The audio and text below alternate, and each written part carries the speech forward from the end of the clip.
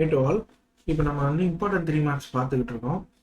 இதுக்கு முன்னாடி இப்போ வீடியோஸில் வந்து யூனிட் 1, யூனிட் 2, யூனிட் 3 தனித்தனி வீடியோவாக போட்டிருக்கேன். இன்ஜினியரிங் மெக்கானிக்ஸ்ன்ற பிளேலிஸ்ட்டில் இருக்கும், அதை பார்த்துக்கோங்க.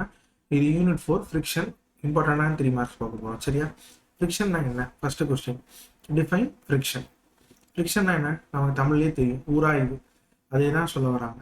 அதை இங்கிலீஷில் மாற்றும் போது friction is the resisting force that opposes. Friction வந்து ஒரு ரெசிஸ்டிங் ஃபோர்ஸ் கொடுக்குது, that opposes the relative motion or tendency of a motion between two surfaces in contact.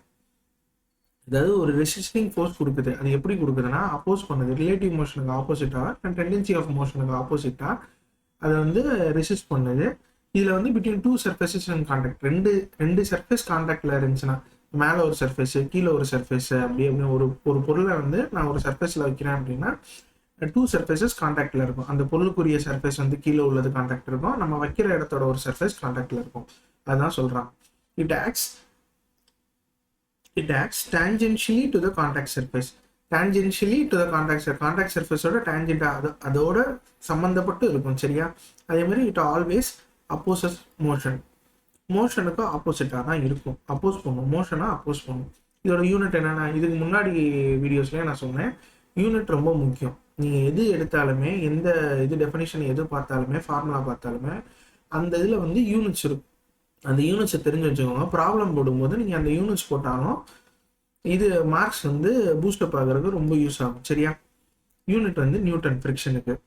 Example வந்து என்னன்னா, friction between a block and rough surface. நான் இப்போ சொன்னதான், நான் இப்போ ஏதோ ஒரு பொருளை வைக்கிறேன் அப்படின்னா, இப்படி ஒரு பொருளை வைக்கிறேன் அப்படின்னா, இந்த இடத்துல ஒரு பொருள் வைக்கிறேன்.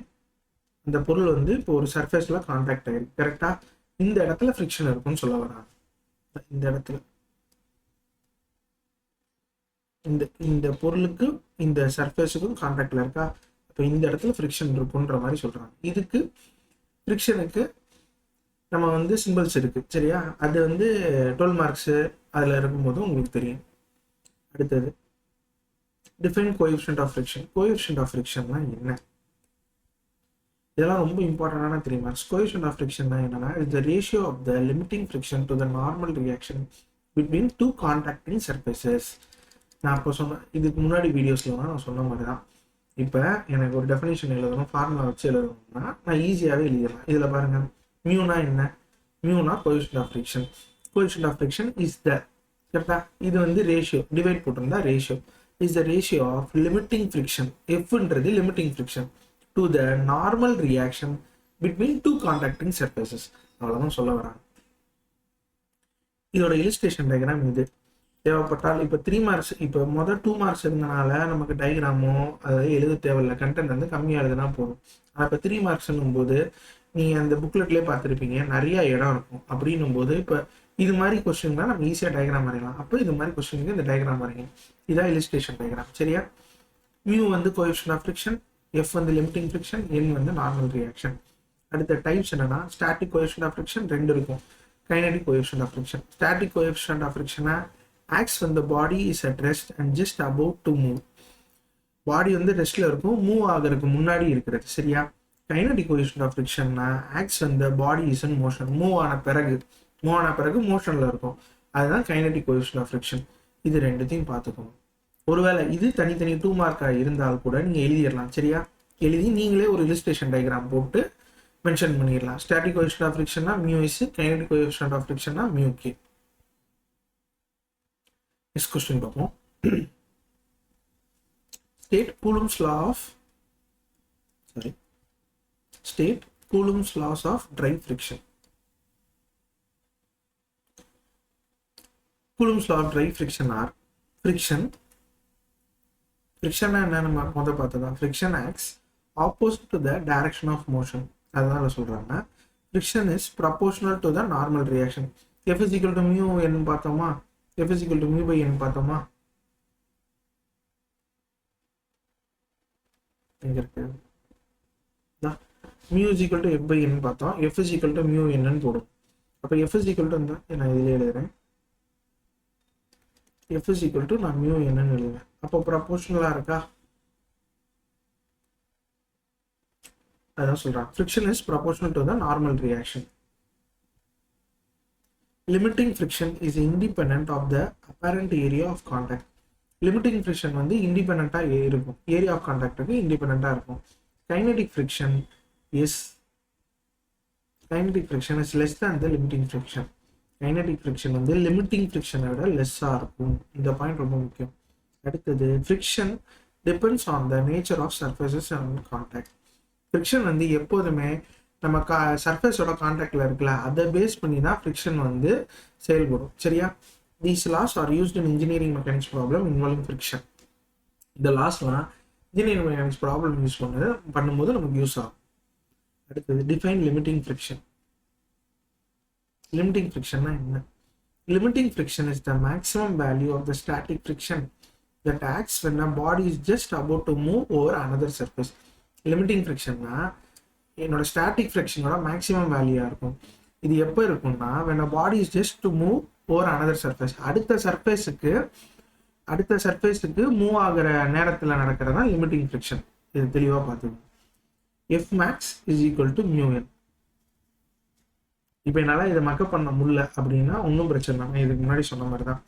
F max is equal to limiting friction, mu is equal to coefficient of friction, n is equal to normal reaction. இதை வச்சு நம்ம நீட்டாக ஒரு டெஃபினிஷன் எழுதிடலாமா? இது limiting friction is defined as the ratio of the coefficient of friction to the normal reaction எழுதி முடிச்சிடலாமா? இது மாதிரி தான். இதுக்கு இது illustration diagram. இதை பார்த்துக்கோங்க. F max is equal to μn.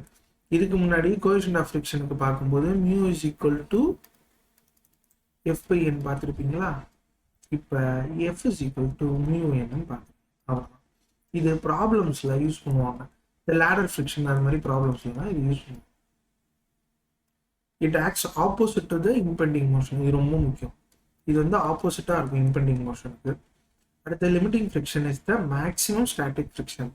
Limiting friction தான் ஸ்டாட்டிக் ஃப்ரிக்ஷனோட மேக்ஸிமம். பியாண்ட் திஸ் இந்த motion begins and kinetic friction acts.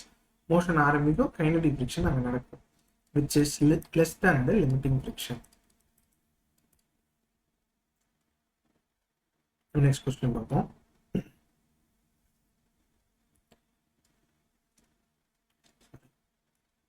Define angle of friction. Angle of friction னா என்ன? The angle of friction is the angle between the resultant reaction and the normal reaction when limiting friction acts.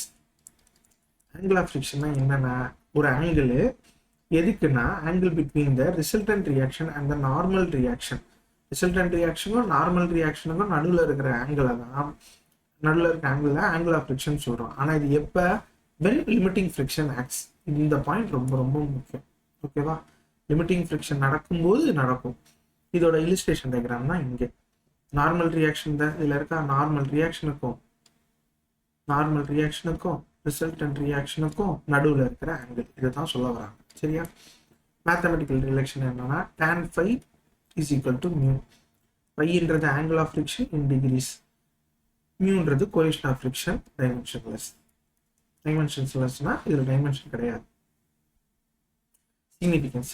the angle of friction indicates the roughness of the surface. Angle of ஃப்ரிக்ஷன்னா surface எவ்வளோ ரஃப்பாக இருக்குன்றதையே indicate பண்ணும். இந்த point ரொம்ப ரொம்ப ரொம்ப முக்கியம். சரியா? larger the angle friction, rougher the surface. angle of friction larger இருந்தா, phi value larger இருந்தா surface வந்து rougher இருக்குன்னு அர்த்தம். இந்த right angle triangle formed by n, f and r, tan phi is equal to f by n. அதை வந்து mu சொல்றாங்க. சரியா? tan phi is equal to mu. அதான் தெரியும்ல, mu is equal to f by n. அதான் சொல்றாங்க. அடுத்த question போவோம். Define angle of repose. இதில் இந்த டெஃபினிஷன், இந்த ஃபார்முலா வச்சு 12 மார்க்ஸ்லாம் நம்ம ஈஸியாக அட்டன் பண்ணலாம். இதை வச்சுனா நம்ம கொண்டு போவோம். சரியா? இதில் எஃப் எது, மியூ இது, என்ன இதுன்னு நீங்கள் தெரிஞ்சுக்கிட்டாலே ஈஸியாக அவங்க கொடுக்குற சம்பளை, ஃபோர்ஸ்னா என்ன, கோஎஃபிஷியன்ட் ஆஃப் ஃப்ரிக்ஷன், மியூனா கோஎஃபிஷியன்ட் ஆஃப் ஃப்ரிக்ஷன், இது மாதிரி நம்ம ஈஸியாக எடுத்து எழுதிடலாம். Angle of repose. The angle of repose is the maximum angle of inclination of a plane with the horizontal at which a body placed on it just about to slide down. அதாவது இந்த angle of ரிப்போஸ்னா என்னன்னா maximum angle of inclination of a plane. அதோட inclination பிளேன்ல உள்ள maximum angle தான் சொல்றாங்க. With the horizontal at which a body placed on it. இந்த இடத்துல பாடி பிளேஸ் ஆயிருக்கா, இது எப்படி பாடி பிளேஸ் ஆயிருக்கு, இன்க்ளைண்டா, அதுதான் சொல்றாங்க. இன்க்ளைண்டா ஆயிருக்கு, ஆங்கிள் இன்க்ளைண்டா இருக்கும். It is just about to slide down. இதுதான் angle of repose. Angle of ரிப்போஸோட ஃபார்முலா என்னன்னா tan theta is equal to mu. தீட்டான்றது என்ன? Angle of repose in degree. இது மியூன்றது coefficient of friction. Coefficient of ஃப்ரிக்ஷனுக்கு டைமென்ஷன் இருக்கா? கிடையாது, டைமென்ஷன்லெஸ். சரியா? சிக்னிஃபிகன்ஸ் என்னன்னா it indicates the limiting condition of equilibrium on an inclined plane. Relation at limiting equilibrium. இது வந்து ஒரு சின்ன relation. theta is equal to 5. இது தெரிஞ்சுக்கணும். angle of repose is equal to angle of friction. ரொம்ப ரொம்ப ரொம்ப முக்கியமான ரைட்டா?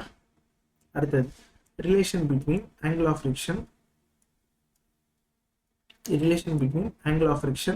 And coefficient of friction at limiting equilibrium. Limiting ஈக்குலிபிரியம்ல இருக்கும்போது f is equal to mu n. சரியா? இது வந்து ஃப்ரிக்ஷனோட ட்ரையாங்குலரோட டயக்ராம். இப்போ tan phi is equal to f by n. Substituting நமக்கு தெரியும் f is equal to என்ன? mu n. அப்போ நான் tan phi is equal to mu n ன்னு போட்டேன்னா என்ன கேன்சல் ஆயிடும். கரெக்டா?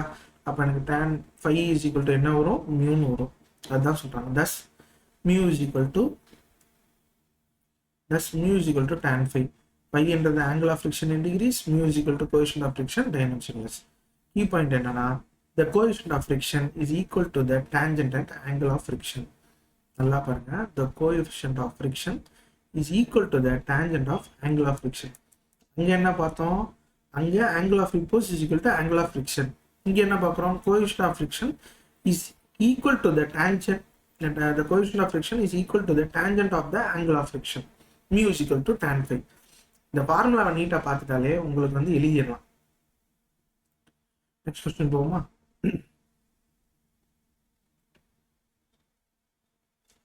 why static friction is greater than the why static friction is greater than the kinetic friction? ஏன் ஸ்டாட்டிக் ஃப்ரிக்ஷன் கைனடிக் ஃப்ரிக்ஷனை விட கிரேட்டராக இருக்குன்னு கேட்குறாங்க. static friction is greater than the kinetic friction because more force is required to initiate motion than to maintain motion. அதாவது நான் ஒரு பொருள்ல இருந்து starting ஒரு கார் வச்சுக்கிறேன்னு வச்சுக்கோங்களேன். நான் காரை மூவ் பண்றேன். அப்போ நான் காரை மூவ் பண்ணும்போது எனக்கு என்ன தேவைப்படும்? மோர் ஃபோர்ஸ் ரிக்வயர் ஆகும். அப்போ ஸ்டாட்டிக் ஃப்ரிக்ஷன் எப்போதுமே கிரேட்டராக தான் இருக்கும் அப்படின்றத சொல்ல வராங்க. ஒரு பொருளோ ஒரு இதை வந்து நான் ஸ்டார்ட் பண்ணுறேன் அப்படின்னா கரெக்டு தானே? ஸ்டார்ட் பண்ணும்போது எனக்கு வந்து ஃபோர்ஸ் வந்து அதிகமாக தேவைப்படுது. அதுதான் சொல்கிறாங்க.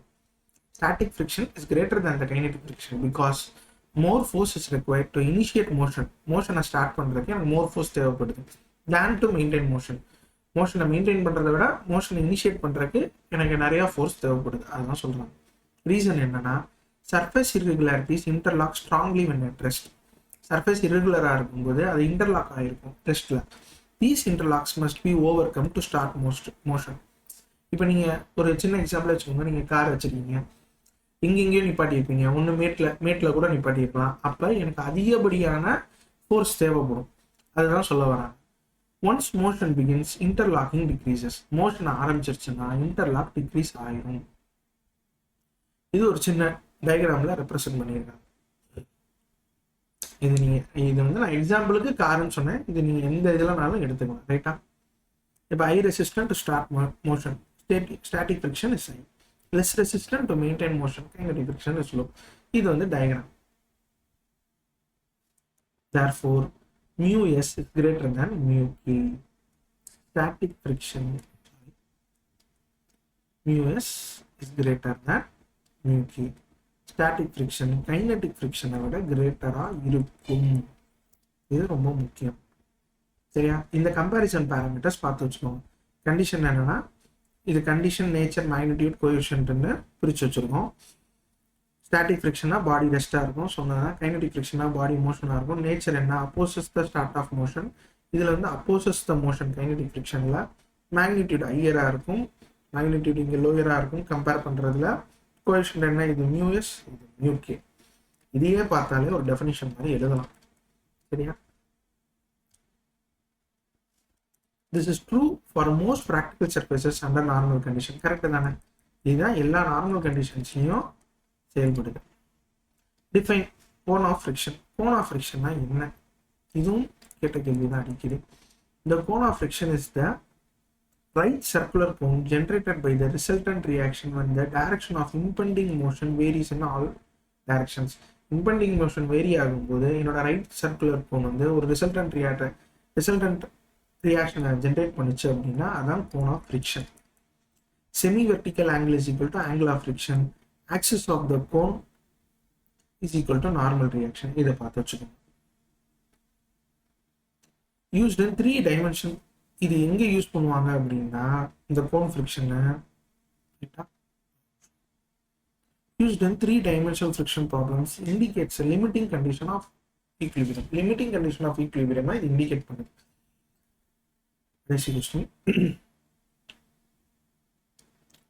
State the conditions for impending motion. Impending motion ஓட condition சொல்றோம். இது ரொம்ப முக்கியம். A body is said to be in impending motion when it is just about to move and the friction force reaches its maximum value. இப்போ move பண்ண போகிறது, ஒரு பாடி வந்து மூவ் பண்ண போகுது அப்படின்னா, சரியா, மூவ் பண்ண போகுது அப்படின்னா ஃப்ரிக்ஷன் ஃபோர்ஸ் வந்து மேக்ஸிமம் வேல்யூல ரீச் ஆகும். சரியா, மேக்ஸிமம் வேல்யூல ரீச் ஆகும். அந்த இதை தான் நம்ம இம்பெண்டிங் மோஷன் சொல்றோம். பாடி எப்போ இம்பெண்டிங் மோஷன்ல இருக்குன்னு சொல்றோம்னா, நல்லா கவனிச்சுக்கோங்க, பாடி எப்போ இம்பெண்டிங் மோஷன்ல இருக்குன்னு சொல்றோம்னா அது மூவ் ஆகிற சமயத்துல மூவ் ஆக போகுதுன்னு ஆரம்பிக்கிற நேரத்துல ஃப்ரிக்ஷன் ஃபோர்ஸ் வந்து மேக்ஸிமம் வேல்யூல ரீச் ஆகும். அந்த இடத்த தான், அந்த விஷயத்தை தான் நம்ம இம்பெண்டிங் மோஷன் சொல்றோம். ரைட்டா, இதோட கண்டிஷன்ஸ் என்னன்னா F is equal to F max, F is equal to mu n. Fனா என்ன, ஃப்ரிக்ஷன் ஃபோர்ஸ் n. மியூனா என்ன, கோஎஃபிஷியன்ட் ஆஃப் ஃப்ரிக்ஷன் டைமென்ஷன்லெஸ். என்னன்னா என்ன, நார்மல் ரியாக்ஷன் யூனிட் வந்து. சரியா, அடுத்தது வந்து அதோட இல்லுஸ்ட்ரேஷன் பார்க்கும்போது இந்த டயக்ராம் பார்த்துக்கோங்க. இப்போ ஃப்ரிக்ஷன் ஃபோர்ஸ் லெஃப்ட்ல இருக்கும், நார்மல் ரியாக்ஷன் மேலே இருக்கும், என்னோட இம்பெண்டிங் மோஷன் எங்கே இருக்கும், ரைட் சைடில் இருக்கும். இதுதான் இது மாதிரி ப்ராப்ளம்ஸ் இருக்கு, 12 மார்க்லேயே ப்ராப்ளம்ஸ் இருக்கு. இந்த ப்ராப்ளம்ஸ்லாம் பார்த்துக்கோங்க. நீங்கள் டெஃபினேஷன் பார்த்தீங்க அப்படின்னா இதுக்கப்புறம் ஈஸியாக டெஃபினேஷனும் நீங்கள் புரிஞ்சுக்கிட்டீங்க அப்படின்னா ஈஸியாகவே உங்களுக்கு புரியும். 12 மார்க் பண்ணும்போது நமக்கு யூஸ்ஃபுல்லாக இருக்கும். At this stage, equilibrium still exists. ஆமாம், ஈக்குலிபிரியம் எக்ஸிஸ்ட் ஆகுது. Any additional force will cause motion. எந்த அடிஷனல் ஃபோர்ஸ் கொடுத்தாலும் மோஷனை அது உருவாக்கும், அதாவது அது வந்து செயல்பட ஆரம்பிச்சிடும். ரைட்டா, impending motion occurs when the body is on the verge of moving. Move பண்ண ஸ்டார்ட் ஆகிற நேரத்தில் தான் இம்பெண்டிங் மோஷன் நடக்குது. அதான் இப்போ பார்த்தோம். Friction force reaches it's limiting maximum static value. அதாவது ஃப்ரிக்ஷன் ஃபோர்ஸ் வந்து மேக்ஸிமம் ஸ்டாட்டிக் வேல்யூல ரீச் ஆகும். இதில் வந்து அட் இம்பெண்டிங் மோஷன் என்ன, friction force is maximum and acts opposite to the impending motion. இந்த பாயிண்ட்ஸ்லாம் நம்ம பார்த்துட்டோம். ரைட்டா, இப்போ நம்ம 4 யூனிட்டுக்குமே நம்ம ஃபுல்லாமே பார்த்தாச்சு. இப்போ 4 யூனிட் 1 ரைட்டா, யூனிட் 1, 2, 3, 4 இதில் இம்பார்ட்டன்ட் 3 மார்க்ஸ் பார்த்துட்டோம். எனக்கு ப்ராப்ளம்ஸ் இது பண்ண டைம் இல்லை, அதனால நான் ப்ராப்ளம்ஸில் எப்படி வரும் அப்படின்னு நான் சொல்லியிருக்கேன். செகண்ட் யூனிட்லேயோ தேர்ட் யூனிட்லேயோ சின்ன ஃபார்முலா வந்துச்சு அப்படின்னா அந்த ஃபார்முலாவோட வேல்யூஸ், இப்போ மியூனா என்ன, என்னன்னா என்ன, கேனா என்ன உங்களுக்கு தெரிஞ்சாலே நீங்கள் வந்து அதில் அப்ளை பண்ணி செஞ்சிடலாம். மேபி அதில் இருந்தால் 3 மார்க், இந்த இதுக்குள்ளதாக இருந்தால் 3 மார்க் வந்து ஃபார்முலாஸ் வச்சு வரும். அப்படி இல்லைன்னா டெஃபினிஷன்ஸ் வரும். மேக்ஸிமம் நிறைய டெஃபினிஷன்ஸ் வரும், ஏன்னா அது ப்ராப்ளம் பேப்பரு. இங்கே 3 மார்க்கில் தான் கேட்க முடியும், அதனால 3 மார்க்கில் இருக்க நிறைய டெஃபினிஷன்ஸ் வரும். இதை ட்ரை பண்ணுங்க. இந்த இம்பார்ட்டன்ட் 3 மார்க்ஸ் எல்லாம் படிச்சிருங்க. ரைட்டா, இது போக பேசிக்கா இன்ஜினியரிங் மெக்கானிக்ஸ்னா என்ன, அது எதுல இருந்து பிரான்ச் ஆஃப் ஃபிசிக்ஸ்ன்னு சொல்லுவாங்க, அதெல்லாம் தெரிஞ்சுக்கோங்க. இன்ஜினியரிங் மெக்கானிக்ஸ்னா என்ன, அதில் என்னென்ன டைப்ஸ் இருக்குது, ஸ்டாட்டிக்ஸு, கைனடிக்ஸு, டைனமிக்ஸு, இது மாதிரி நிறைய டைப் இருக்குது. அது என்னன்னு தெரிஞ்சுக்கோங்க. அப்புறம் Newton's laws of motion, 3 laws of மோஷன்லாம் இருக்குது. First law, second law, third law, அதெல்லாம் பார்த்துக்கோங்க. இது மாதிரி நீங்கள் பார்க்கும்போது சின்ன இம்பார்ட்டன்ட் கொஸ்டின்ஸ் இருந்துச்சு அப்படின்னா அதையும் பார்த்துருங்க. ரைட்டா, இதில் உங்களுக்கு வேறு எதுவும் தேவைப்படுது, எனக்கு இது மாதிரி செம்ம ப்ராப்ளம் தேவைப்படுது அப்படின்னா நீங்கள் சொல்லுங்கள். இப்போ இந்த வீடியோஸ் எப்படி இருக்குது அப்படின்றத கமெண்ட் செக்ஷனில் சொல்லுங்கள். யூனிட் 1, யூனிட் 2, யூனிட் 3, யூனிட் 4 4த்துக்குமே நான் 3 மார்க்ஸ் வந்து இம்பார்ட்டன்ட் போட்டிருக்கேன். பிடிச்சிருந்தா லைக் பண்ணுங்கள், ஷேர் பண்ணுங்கள், சப்ஸ்கிரைப் பண்ணுங்கள், உங்கள் ஃப்ரெண்ட்ஸுக்கும் ஷேர் பண்ணுங்கள்.